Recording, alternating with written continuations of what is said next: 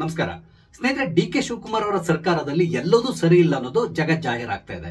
ಈಗಾಗಲೇ 13 ಜನರನ್ನ ಅವರು ತಮ್ಮ ಕ್ಯಾಬಿನೆಟ್ ತಗೊಂಡಿದ್ದಾರೆ. ಆದ್ರೆ ಈ ಮಂತ್ರಿಗಳಲ್ಲಿ ಹಲವಾರು ಜನ ತಮ್ಮ ಖಾತೆಯ ಬಗ್ಗೆ ಖ್ಯಾತೆಯನ್ನ ತೆಗಿತಾ ಇದ್ದಾರೆ.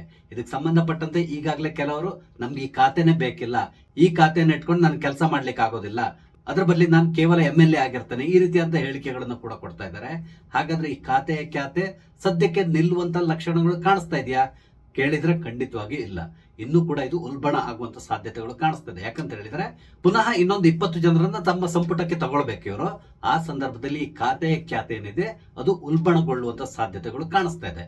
ಹಾಗಾದ್ರೆ ಡಿ ಕೆ ಶಿವಕುಮಾರ್ ಅವರ ಸಂಪುಟದಲ್ಲಿ ಈ ರೀತಿಯಾದಂತ ಸಮಸ್ಯೆಗಳು ಉಂಟಾಗ್ಲಿಕ್ಕೆ ಕಾರಣ ಏನು, ಇದರ ಹಿನ್ನೆಲೆ ಏನು, ಈ ಎಲ್ಲ ವಿಷಯಗಳ ಸಂಬಂಧಪಟ್ಟಂತೆ ನಿಮ್ ಜೊತೆ ಮಾತಾಡ್ತಾ ಇದ್ದೇನೆ. ಸ್ನೇಹಿತರೆ, ನಿಮ್ಮೆಲ್ಲರನ್ನು ಕಾಫಿ ಡಿಜಿಟಲ್ ಚಾನಲ್ಗೆ ಸ್ವಾಗತಿಸ್ತಾ ಇದ್ದೇನೆ. ಸ್ನೇಹಿತರೆ, ಡಿ ಕೆ ಶಿವಕುಮಾರ್ ಅವರ ಬಹಳ ದಿನದ ಕನಸಾದಂತಹ ಮುಖ್ಯಮಂತ್ರಿ ಆಸೆ ಏನಿತ್ತು ಅದು ಸದ್ಯಕ್ಕೆ ಈಡೇರಿದೆ. ಆದ್ರೆ ಅವರಿಗೆ ಸರ್ಕಾರವನ್ನು ಸುಸೂತ್ರವಾಗಿ ನಡೆಸ್ಕೊಂಡು ಹೋಗುವಂತಹ ಸಾಧ್ಯತೆಗಳು ಕಾಣಿಸ್ತಾ ಇಲ್ಲ. ಒಂದಲ್ಲ ಒಂದ್ ರೀತಿಯಾದಂತಹ ಸಮಸ್ಯೆಗಳು ಉಂಟಾಗ್ತದೆ. ಮೊದಲಿಗೆ ಇವರಿಗೆ ಇರುವಂತಹ ಸಮಸ್ಯೆ ಏನು ಅಂತ ಹೇಳಿದ್ರೆ ಯಾರ್ಯಾರನ್ನ ನಮ್ಮ ಮಂತ್ರಿ ಮಂಡಲಕ್ಕೆ ತಗೊಳ್ಬೇಕು ಅಂತೇಳಿ. ಈಗಾಗಲೇ 13 ಜನ ಇವ್ರ ಜೊತೆ ಪ್ರಮಾಣ ವಚನವನ್ನು ಸ್ವೀಕರಿಸಿದ್ದಾರೆ. ಅವರಿಗೆ ಖಾತೆಗಳ ಹಂಚಿಕೆ ಕೂಡ ಮುಗಿದೋಗಿದೆ. ಆದ್ರೆ ಇವರ ಸಂಪುಟದಲ್ಲಿರುವಂತಹ ಪ್ರಮುಖ 2 ಮಂತ್ರಿಗಳು ತಮಗೆ ಕೊಟ್ಟಂತ ಖಾತೆ ಬಗ್ಗೆ ಖ್ಯಾತೆಯನ್ನ ತೆಗೆದಿದ್ದಾರೆ. ನಿಮ್ಗೆ ಗೊತ್ತಿದೆ, ಮೊದಲಿಗೆ ರಾಮಲಿಂಗಾರೆಡ್ಡಿ ಅವರು ತಮಗೆ ಕೊಟ್ಟಂತ ಖಾತೆಯ ಬಗ್ಗೆ ಅವರು ಅಪಸ್ವರವನ್ನ ಎತ್ತಿದ್ರು. ಅವರಿಗೆ ಕೊಟ್ಟಿರುವಂತಹ ಜಲಸಂಪನ್ಮೂಲ ಇಲಾಖೆ ಏನಿದೆ ಇದರಲ್ಲಿ ನನಗೆ ಕೆಲಸ ಮಾಡ್ಲಿಕ್ಕೆ ಇಂಟ್ರೆಸ್ಟ್ ಇಲ್ಲ, ಇದ್ರ ಬಗ್ಗೆ ನನಗೆ ಯಾವುದೇ ರೀತಿಯಂತ ಮಾಹಿತಿ ಇಲ್ಲ, ಹಾಗಾಗಿ ನನಗೆ ಇದರ ಅವಶ್ಯಕತೆ ಇಲ್ಲ. ಈ ಹಿಂದೆ ಯಾವತ್ತೋ ಡಿ ಕೆ ಶಿವಕುಮಾರ್ ಅವರು ಅವರಿಗೊಂದು ಪ್ರಾಮಿಸ್ ಮಾಡಿದ್ರಂತೆ, ನಾನು ಮುಖ್ಯಮಂತ್ರಿ ಆದ್ರೆ ಬೆಂಗಳೂರು ನಗರಾಭಿವೃದ್ಧಿ ಖಾತೆಯನ್ನ ನಿಮ್ಗೆ ಕೊಡ್ತೇನೆ ಅಂತೇಳಿ ಅವರು ಪ್ರಾಮಿಸ್ ಮಾಡಿದ್ರಂತೆ. ಅವ್ರು ಹೇಳಿದ ರೀತಿಯಲ್ಲಿ ಈಗ ಅವರು ಮುಖ್ಯಮಂತ್ರಿ ಆಗಿದ್ದಾರೆ. ಆದ್ರೆ ರಾಮಲಿಂಗಾರೆಡ್ಡಿ ಅವರಿಗೆ ಬೆಂಗಳೂರು ಅಭಿವೃದ್ಧಿ ಖಾತೆಯನ್ನ ಕೊಡ್ಲಿಲ್ಲ, ಅದಕ್ಕೆ ಬದಲಾಗಿ ಜಲಸಂಪನ್ಮೂಲ ಖಾತೆಯನ್ನ ಕೊಟ್ಟರು. ಹಾಗಾಗಿ ರಾಮಲಿಂಗಾರೆಡ್ಡಿ ಅವರು ಒಂದು ದಿನ ಬಹಳಷ್ಟು ನಾಟಕವನ್ನ ಮಾಡಿದ್ರು. ನನಗೆ ಈ ಖಾತೆನೇ ಬೇಡವೇ ಬೇಡ ಅಂತ ಹೇಳಿದ್ರು. ನಾನು ಕೇಳಿದಂತ ಬೆಂಗಳೂರು ಅಭಿವೃದ್ಧಿ ಖಾತೆ ಏನಿದೆ ಅದನ್ನೇ ನನಗೆ ಕೊಡಬೇಕು, ಈ ರೀತಿಯಾಗಿ ಹಠ ಹಿಡ್ಕೊಂಡು ಕೂತ್ಕೊಂಡ್ರು. ಕೊನೆಗೇನೋ ಅವ್ರ ಜೊತೆ ಹೈಕಮಾಂಡ್ ನವರು ಹಾಗೇನೆ ಡಿ ಕೆ ಶಿವಕುಮಾರ್ ಇವರೆಲ್ಲರೂ ಮಾತಾಡಿ ಅವ್ರನ್ನ ಸುಮ್ಮನೆ ಇರಿಸಿದ್ರು. ಸದ್ಯಕ್ಕೆ ಆ ಖಾತೆಗೆ ಸಂಬಂಧಪಟ್ಟಂತೆ ಇವರು ಕೆಲಸವನ್ನ ಪ್ರಾರಂಭ ಮಾಡಿದ್ದಾರೆ. ಹಾಗೇನೆ ಇಲ್ಲಿ ಇನ್ನೊಬ್ಬ ಮಂತ್ರಿ ಕೂಡ ಅಪಸ್ವರವನ್ನ ಎತ್ತಿದ್ದಾರೆ. ಅವ್ರು ಯಾರು ಅಂತ ಹೇಳಿದ್ರೆ ಕೃಷ್ಣ ಬೈರೇಗೌಡ.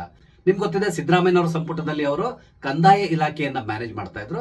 ಕಂದಾಯ ಇಲಾಖೆಯಲ್ಲಿ ಅವರು ಕೆಲವೊಂದು ಮಹತ್ತರ ಬದಲಾವಣೆಗಳನ್ನು ಕೂಡ ಮಾಡಿದ್ರು. ಹಾಗೇನೆ ಬಹಳಷ್ಟು ಉತ್ತಮ ಕೆಲಸವನ್ನು ಕೂಡ ಮಾಡಿದ್ರು. ಇಲ್ಲಿ ಕೃಷ್ಣ ಬೈರೇಗೌಡರ ಬಗ್ಗೆ ಹೇಳಬೇಕು ಅಂತ ಹೇಳಿದ್ರೆ ಸದ್ಯಕ್ಕೆ ಇವರು ಅತ್ಯಂತ ಸಿಂಪಲ್ ಆಗಿರುವಂತಹ ಮಿನಿಸ್ಟರ್ ಅನ್ಸ್ಕೊಳ್ತಾರೆ. ಹಾಗೇನೆ ಇಲ್ಲಿವರೆಗೂ ಕೂಡ ಅವರು ಶುದ್ಧ ಹಸ್ತರು ಅನ್ಸ್ಕೊಂಡಿದ್ದಾರೆ. ಯಾವುದೇ ರೀತಿಯಂತ ಭ್ರಷ್ಟಾಚಾರದಲ್ಲಿ ಇವರ ಹೆಸರು ಕೇಳಿ ಬಂದಿಲ್ಲ. ನಿಮ್ಗೆ ಗೊತ್ತಿದೆ, ಕಂದಾಯ ಇಲಾಖೆ ಅಂತ ಹೇಳಿದ್ರೆ ಅತ್ಯಂತ ಸಂಪದ್ಭರಿತವಾದಂತ ಇಲಾಖೆ. ಆದ್ರೆ ಇಲ್ಲಿ ಕೃಷ್ಣ ಬೈರೇಗೌಡರು ಅತ್ಯಂತ ನಿಷ್ಠೆಯಿಂದ ಕೆಲಸ ಮಾಡಿದ್ದಾರೆ. ಹಾಗೇನೆ ಯಾವುದೇ ರೀತಿಯಂತ ಭ್ರಷ್ಟಾಚಾರಕ್ಕೆ ಅವಕಾಶ ಕೊಡದೇ ರೀತಿಯಲ್ಲಿ ನೋಡ್ಕೊಂಡಿದ್ದಾರಂತೆ. ವಿಧಾನಸೌಧದಲ್ಲಿ ಈ ಕಂದಾಯ ಇಲಾಖೆಯಲ್ಲಿ ಕೆಲಸ ಮಾಡುವಂತಹ ಒಬ್ರು ನನಗೆ ಪರಿಚಯದವರು ಇದ್ರು.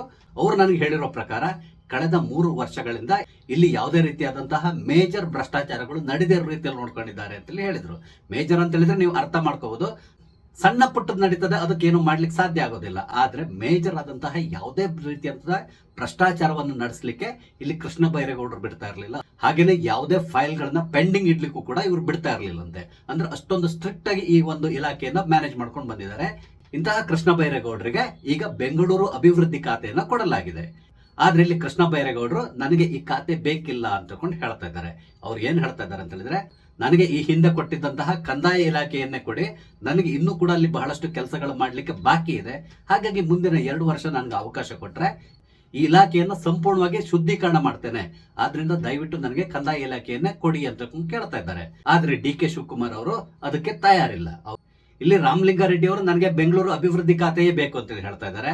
ಆದ್ರೆ ಕೃಷ್ಣ ಬೈರೇಗೌಡರು ನನಗೆ ಈ ಖಾತೆ ಬೇಡ, ನನಗೆ ಕಂದಾಯ ಇಲಾಖೆಯನ್ನು ಕೊಡಿ ಅಂತ ಕೇಳ್ತಾ ಇದ್ದಾರೆ. ಆದ್ರೆ ಡಿ ಕೆ ಶಿವಕುಮಾರ್ ಅವರು ಅದಕ್ಕೆ ತಯಾರಿಲ್ಲ. ಅದಲ್ಲದೆ ಇಲ್ಲಿ ಕೃಷ್ಣ ಬೈರೇಗೌಡರಿಗೆ ಇರುವಂತಹ ಇನ್ನೊಂದು ಸಮಸ್ಯೆ ಏನು ಅಂತ ಹೇಳಿದ್ರೆ, ಈ ಬೆಂಗಳೂರು ಅಭಿವೃದ್ಧಿ ಖಾತೆ ಏನ್ ಕೊಟ್ಟಿದ್ದಾರೆ ಈ ಖಾತೆಯಲ್ಲಿ ಡಿ ಕೆ ಶಿವಕುಮಾರ್ ಅವರು ಕೆಲವೊಂದು ಬದಲಾವಣೆಯನ್ನು ಕೂಡ ಮಾಡಿದ್ದಾರೆ. ನಿಮ್ಗೆ ಗೊತ್ತಿದೆ, ಸಿದ್ದರಾಮಯ್ಯನವರ ಸರ್ಕಾರದ ಸಂದರ್ಭದಲ್ಲಿ ಡಿ ಕೆ ಶಿವಕುಮಾರ್ ಅವರು ಈ ಖಾತೆಯನ್ನು ನಿರ್ವಹಿಸ್ತಾ ಇದ್ರು.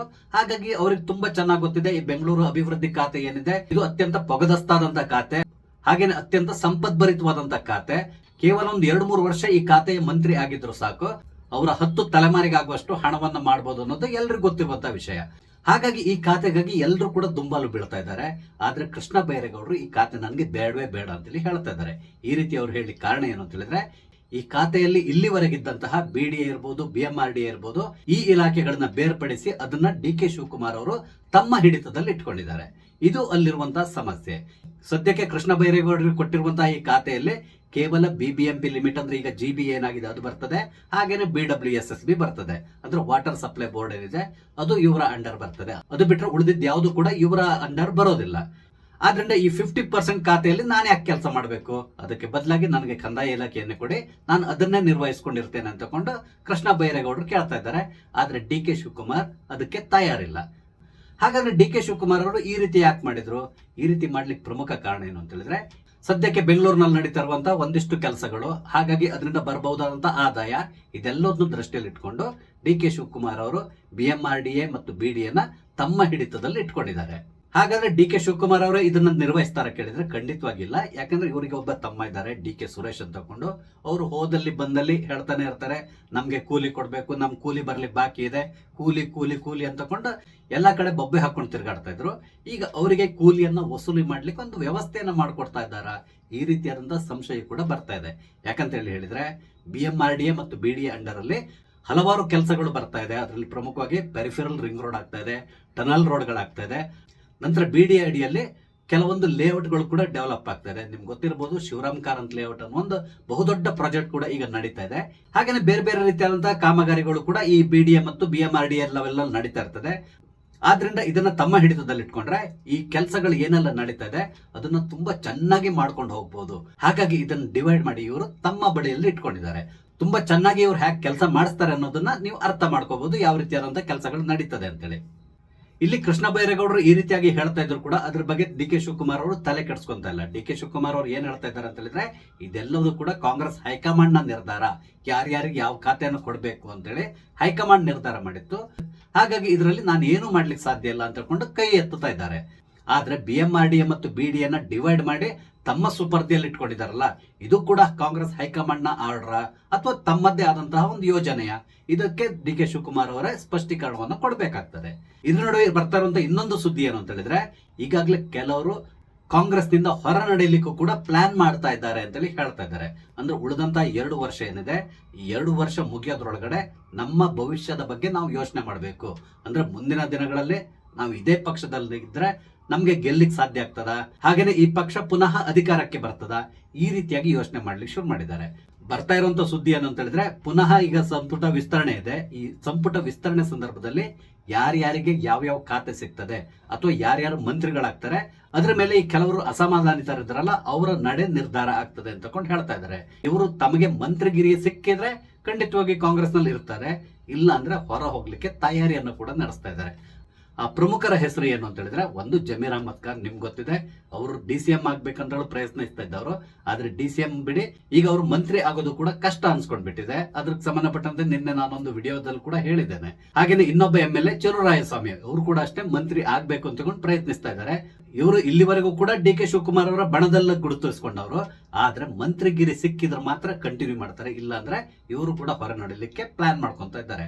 ಹಾಗೆ ಇನ್ನೊಬ್ಬ MLA ಕಳೆದ ಚುನಾವಣೆ ಸಂದರ್ಭದಲ್ಲಿ JDS ಬಿಟ್ಟು ಕಾಂಗ್ರೆಸ್ ಸೇರಿದಂತಹ ಶಿವಲಿಂಗೇಗೌಡರು, ಇವರು ಕೂಡ ಅಷ್ಟೇ ತಮಗೆ ಮಂತ್ರಿಗಿರಿ ಸಿಗ್ಬೇಕು ಅಂತಕೊಂಡು ಬಹಳಷ್ಟು ಪ್ರಯತ್ನಿಸ್ತಾ ಇದ್ದಾರೆ. ಆದ್ರೆ ಸದ್ಯದ ಮಟ್ಟಿಗೆ ಇವರಿಗೆ ಸಿಗುವಂತ ಸಾಧ್ಯತೆಗಳು ಕಾಣಿಸ್ತಾ ಇಲ್ಲ. ಆದ್ರಿಂದ ಮುಂದಿನ ಚುನಾವಣೆ ಸಂದರ್ಭದಲ್ಲಿ ನಾನು ಈ ಪಕ್ಷದಿಂದ ಹೊರ ಹೋಗ್ತೇನೆ ಅಂತಕೊಂಡು ತಮ್ಮ ಆಪ್ತರ ಬಳಿ ಹೇಳ್ಕೊಳ್ತಾ ಇದ್ದಾರಂತೆ.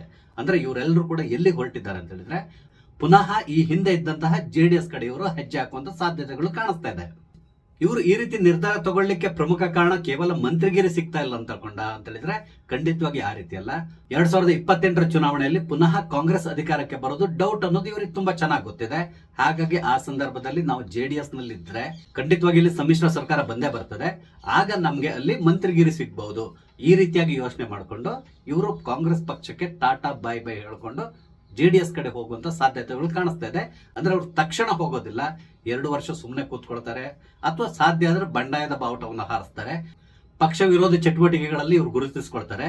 ಆಗ ಇವ್ರನ್ನೇನಾದ್ರೂ ಪಕ್ಷದಿಂದ ಉಚ್ಚಾಟನೆ ಮಾಡಿದ್ರೆ ಆಗ ನೇರವಾಗಿ ಇವರು JDS ಜೊತೆ ಗುರುತಿಸ್ಕೊಳ್ಳಿ ಶುರು ಮಾಡ್ತಾರೆ. ಈ ರೀತಿಯಾದಂತ ಪ್ಲಾನ್ ಅನ್ನು ಇವ್ರು ಹಾಕೊಂಡಿದ್ದಾರೆ. ಯಾವುದಕ್ಕೂ ನಾವು ಸಂಪುಟ ವಿಸ್ತರಣೆ ಆಗುವವರೆಗೂ ಕೂಡ ಕಾಯ್ಬೇಕಾಗ್ತದೆ. ಒಮ್ಮೆ ಸಂಪುಟ ವಿಸ್ತರಣೆ ಆಗಿ ಇವ್ರಿಗೆ ಏನಾದ್ರೂ ಸ್ಥಾನ ಸಿಕ್ಕಿಲ್ಲ ಅಂತ ಹೇಳಿದ್ರೆ ಖಂಡಿತವಾಗಿ ಇವರು ಪಕ್ಷಕ್ಕೆ ಗುಡ್ ಬೈ ಹೇಳುವಂತ ಸಾಧ್ಯತೆಗಳು ನಿಚ್ಚಳ ಆಗಿದೆ. ಈ ರೀತಿಯಾದಂತಹ ವದಂತಿ ಎಲ್ಲೆಡೆ ಹರಿದಾಡ್ತಾ ಇದೆ. ಯಾವುದಕ್ಕೂ ನಾವು ಸ್ವಲ್ಪ ದಿನ ಕಾದ್ ನೋಡ್ಬೇಕಾಗಿದೆ. ಸ್ನೇಹಿತರೆ, ಡಿ ಕೆ ಶಿವಕುಮಾರ್ ಅವರ ಸಂಪುಟದಲ್ಲಿ ನಡೀತಾ ಇರುವಂತಹ ಈ ಎಲ್ಲ ದೊಂಬರಾಟಗಳ ಬಗ್ಗೆ ನಿಮ್ಗೆ ಏನ್ ಅನಿಸ್ತದೆ? ನಿಮ್ಮ ಅನಿಸಿಕೆಗಳನ್ನ ದಯವಿಟ್ಟು ಕಮೆಂಟ್ ಮುಖಾಂತರ ತಿಳಿಸಿ. ಹಾಗೇನೆ ಇಲ್ಲಿ ನಾನು ಹಂಚ್ಕೊಂಡಂತ ವಿಷಯ ಇಷ್ಟ ಆದ್ರೆ ಲೈಕ್ ಮಾಡಿ, ಶೇರ್ ಮಾಡಿ, ದಯವಿಟ್ಟು ನನ್ನ ಚಾನಲ್ ಸಬ್ಸ್ಕ್ರೈಬ್ ಮಾಡಿ. ನಮಸ್ತೆ, ಜೈ ಹಿಂದ್.